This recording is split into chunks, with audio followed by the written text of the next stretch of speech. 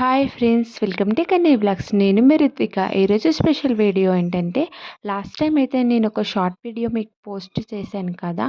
So ఆ video తర్వాత ఆ వీడియోలో సాక్షి గణపతిని దర్శించుకున్న తర్వాత శ్రీశైలంలో మేము నెక్స్ట్ ఘటేశ్వర స్వామి టెంపుల్కి అయితే బయలుదేరిపోయాము. టెంపుల్కి ముందుగానే సంతాన వృక్షం అయితే ఉంది. అక్కడ చాలామంది అయితే సంతానం కోసం ముడుపులు అయితే కడుతున్నారు. స్వామివారు మాత్రం చాలా చాలా అద్భుతంగా ఉన్నారు. రష్ కొంచెం తక్కువనే ఉంది ఇక్కడ. సో దర్శనం అయితే మాకు చాలా చాలా జరిగింది.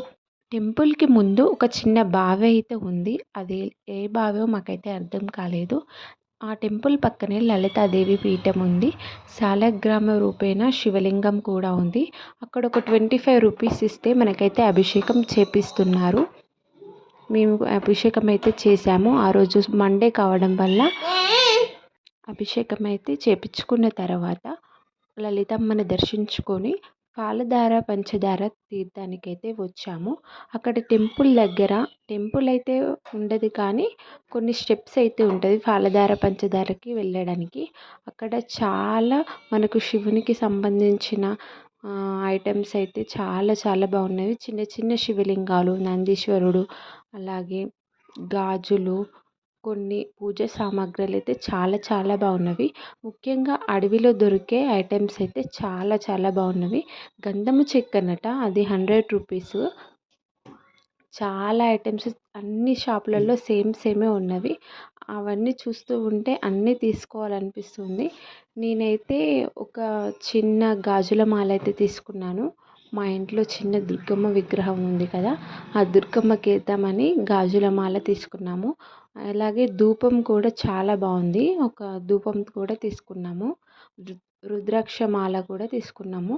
తర్వాత నెమ్మదిగా స్టెప్స్ అయితే దిగిపోయి పాలధార పంచదారకైతే వెళ్ళాము. అన్ని షాపులో ఇవే ఐటమ్స్ ఉన్నవండి. చూస్తుంటే అన్నీ తీసుకోవాలనిపిస్తుంది. స్టెప్స్ అయితే చాలా జాగ్రత్తగా దిగాల్సి ఉంటుంది, ఎక్కువేమీ ఉండవు.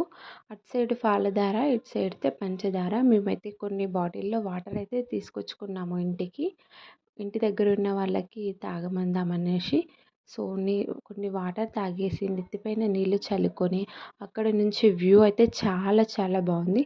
కొద్దిసేపు అక్కడ టైం స్పెండ్ చేసి కొన్ని పిక్స్ అయితే దిగాము.